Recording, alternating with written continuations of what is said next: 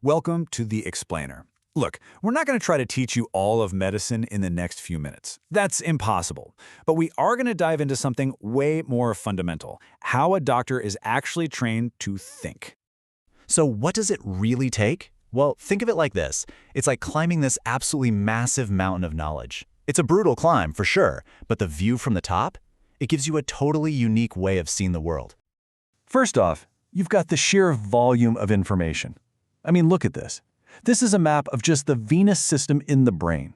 It's just one tiny, tiny piece of this giant ocean of facts and pathways and structures that you have to memorize and, more importantly, actually understand. And then you have the paradoxes, the stuff that goes way beyond just the mechanics of the body.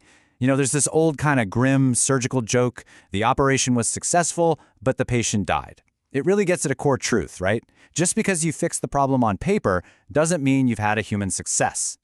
And if that wasn't enough, you layer on top of all of that a whole different kind of thinking, abstract reasoning. You're looking at statistical tools here. Doctors have to use these to figure out what's a real signal and what's just random noise. It's like learning a whole new language. So you've got biology, the human factor, and statistics. It's completely overwhelming, isn't it? So how on earth do they do it?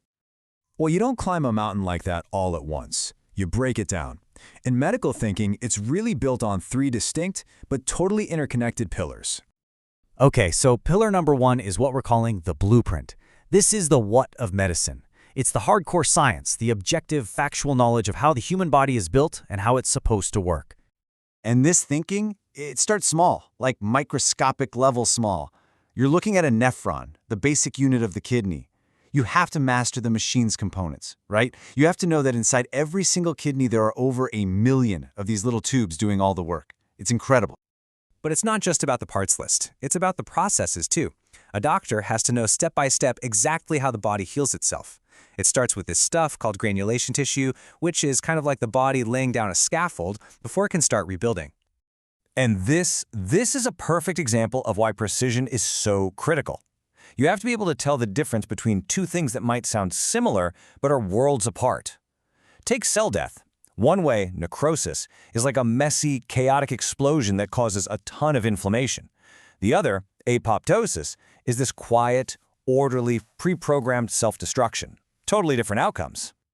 All right, so you've got the blueprint. You know how the machine is supposed to work, but what happens when it breaks? Well, that brings us to pillar number 2, the detective. See, knowing the facts is one thing. Using them to solve a real-life mystery, that's a whole different ballgame. So let's put this into practice. Let's meet a patient. Okay, a 62-year-old man comes into the hospital. He's short of breath, he has a fever, and he's confused. So, where do you even start? Where does the detective work begin? You start with the clues, of course. The doctor gathers data.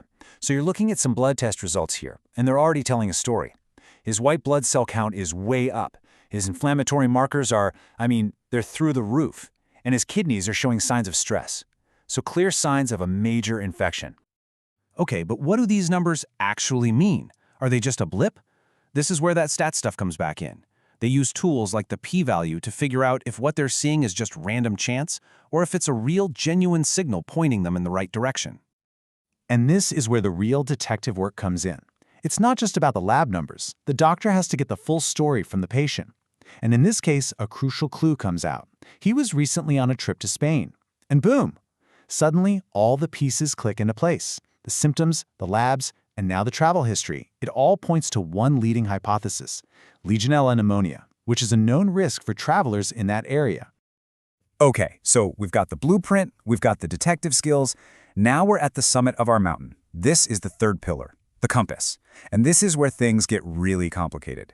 This is where perfect science and clear-cut data crash right into the messy, unpredictable, and emotional reality of being human. Yeah, there's no easy formula for this part.